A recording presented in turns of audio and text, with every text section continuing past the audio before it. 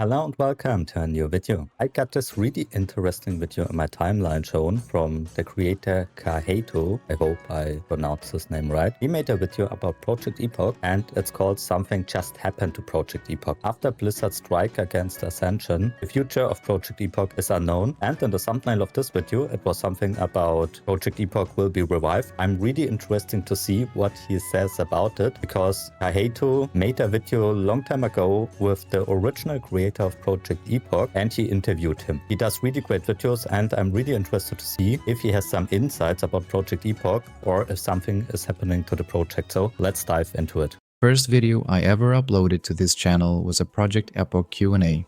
Ktots, one of the original developers, sat down with the community after one of the last big stress tests and I put together a breakdown of it.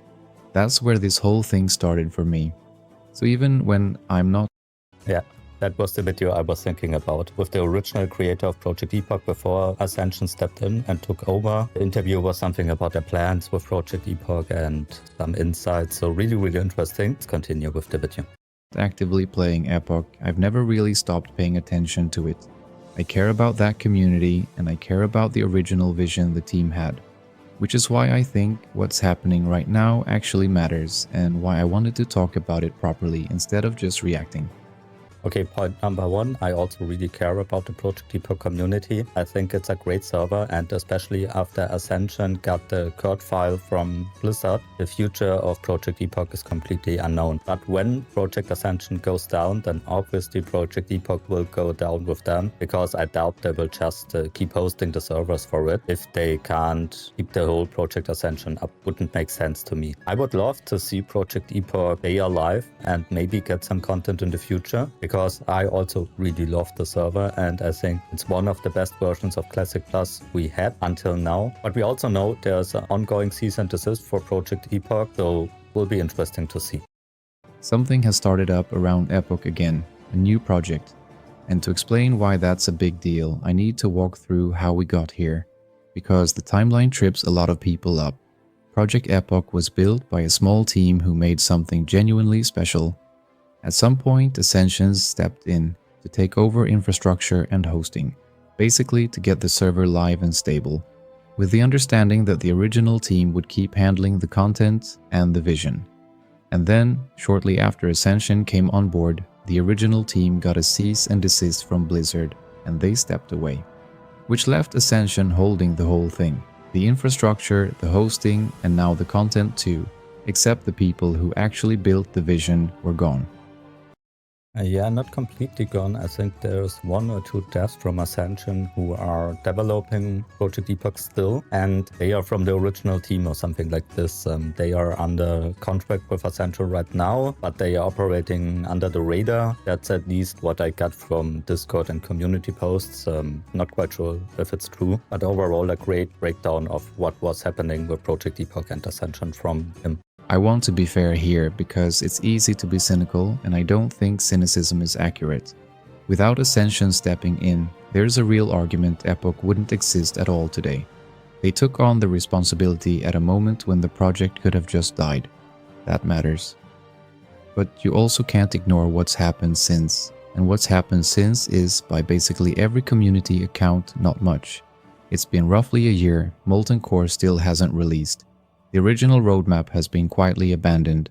Ascension has said they've got 2 developers working through what they describe as a difficult codebase. Yeah, so he's absolutely right here when he says that without Ascension, Project Epoch wouldn't be here at all anymore after the cease and desist from Blizzard because the original devs stepped back. But it's also true what he says, that the project is simply completely neglected. There is nothing happening there. There was the Onyxia release in December last year, and since then, there is no new content overall, which is quite sad, and especially with the new action from Blizzard against Ascension, I doubt there will happen more on it. To be fair, nobody outside the project really knows how rough that code is to work with. It might genuinely be a nightmare. But from the outside, what people see is a server that barely moves. A few things hardened that frustration over the year. Back in April, Dutch, the Ascension team lead, removed the Epoch cosmetic shop entirely, and to his credit, he was honest about why. He said it was barely used, it wasn't meaningfully funding the realms, and it didn't feel right for a shop to exist while real development couldn't be afforded anyway. He refunded everyone. That's a fair, transparent way to handle it. That wasn't the only reason. It was also because of the cease of desist from Blizzard, which was ongoing on Project Epoch. With the cease and desist, they were not allowed to monetize the content anymore, because as long as they monetize the stolen assets, they can be targeted by Blizzard through court. And ironically, that's exactly what happened with Bronzebeard and Area 52 now. Those were the exact reasons for the RICO Act, which allowed Blizzard to go after them, the monetization through donation points. But read between the lines, and he's basically admitting the shop gave the impression Epoch had more momentum than it actually did. Then there's the launcher. Ascension's launcher installs their main server, Bronzebeard, automatically, and for long stretches Epoch has been buried inside it, sometimes not even shown on the website.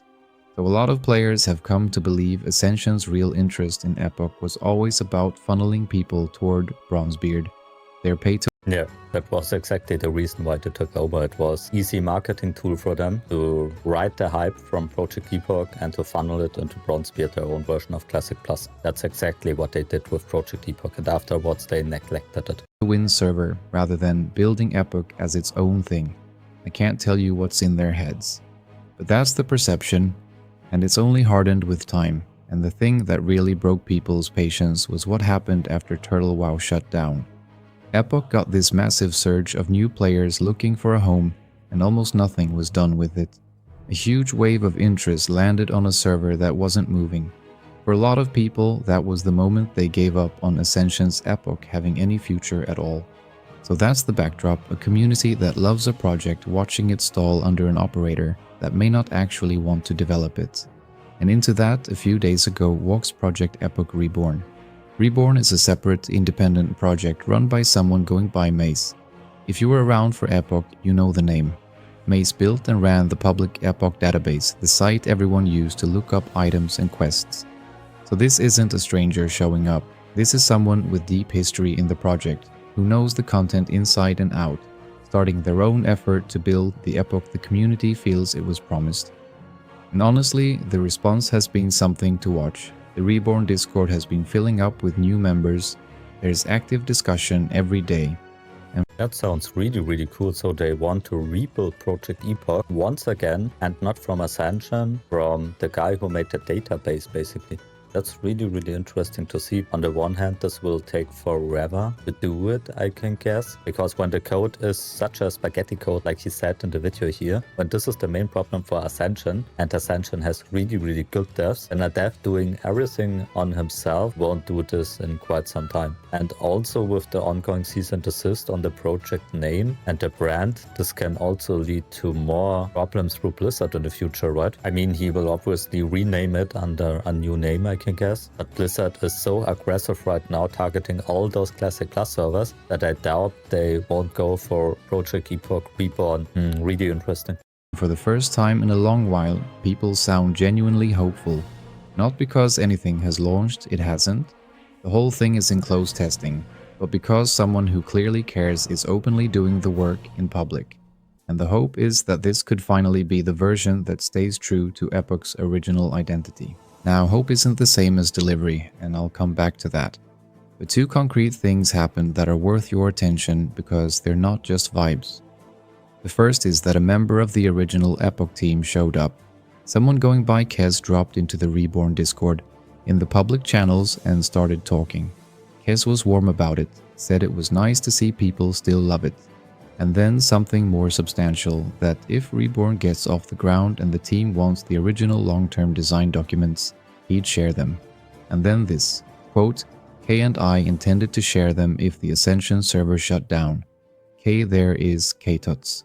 The other... So the original two devs are giving away the codebase to the new guy who is operating the new Reborn server, who wants to build it from the ground when Ascension goes down. Ascension is going down, we know that by now. I think this video came out before the Ascension court case went live. That's a really interesting chain of reacts here. The question is, will they continue with this plan after what is happening to Ascension right now with Blizzard? because they will be targeted 100% by them. And what is happening to the 2 original devs who are under the cease and desist when they give away the code base? Because we know from Turtle WoW, it was especially stated in their cease and desist that the original devs are not allowed to give the code base to other people. So basically, Blizzard could go against the original devs when they give away the code base, right? Huh.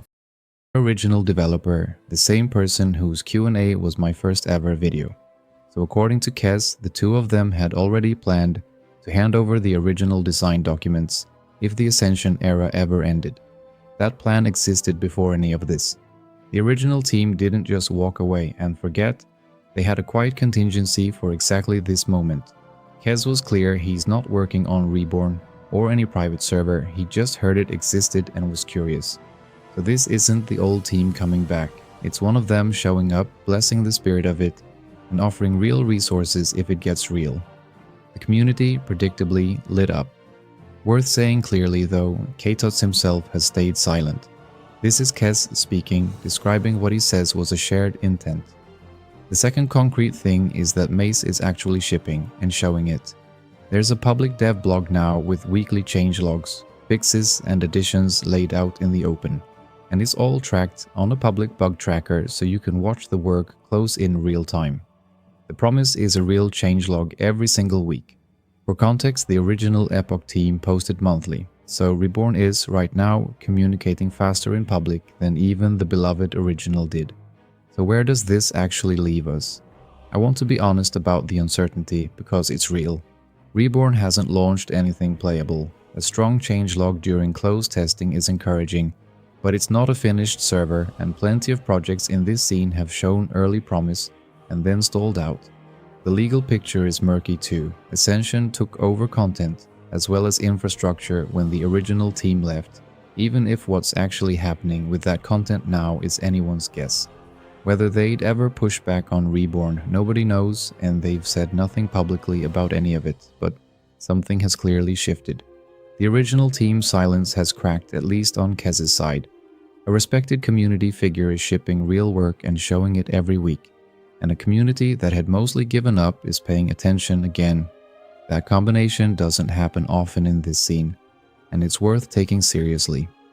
My honest take, if you care about Epoch, is to watch this closely but keep your feet on the ground. Join the Reborn Discord if you want. Read the dev blogs. See if the weekly updates actually keep coming for a couple of months, because consistency over time is the one thing you genuinely can't fake. But don't make any big decisions until something is actually playable. Hope is good. Hope with a track record behind it is a lot better. I'll be following this one closely for fairly obvious reasons at this point. If Reborn opens up testing or launches, that's a follow-up. If Katots himself ever speaks, that's a big deal. If Ascension finally responds, I'll cover that too. This story is clearly not over. If you're in either camp, I'd really like to hear from you. If you're still on Ascension's Epoch, how does it feel right now? If you found your way into the Reborn Discord, what's the energy like in there? Drop it in the comments, that's where I find out what I've missed. Thank you so much for watching. Until the next one, take care. That's really interesting. I'm not part of the Reborn Discord yet. I will look into it and I want to see what's all about it with the Blizzard case now. We have to keep in mind that the original Project Epoch took about 4 years to go into the open beta phase. If they really want to continue this project and they get the original design patterns from the original devs and keep developing with this, it could be way faster, but I would still guess that it will take at least a year until something maybe playable will be available. Nevertheless, I really love that this project is still alive and people still care for it, because so do I. I love Project Epoch and I love playing there. But the main problem will be if it's coming out in about a year, it will be a direct competitor for the release of Classic Plus from original Activision Blizzard, which will probably come out at the end of the year or at the beginning of next year. That's what a lot of people and myself are suspecting right now. So even when it comes out, the question is how many people will actually be playing it, and will it be able to stay up against aggressive Blizzard? A lot of questions with this project, but I love the fact that they are still trying to keep it alive. Great video from Kaheto here. I hope I didn't butcher his name too hard. He does really great insights about the private server scene, and please go to his channel, like and subscribe there. Like the original video, subscribe to his channel, and thank you very much for watching. If you found this useful, consider to like, subscribe and hype this video for more World of Warcraft content in the future.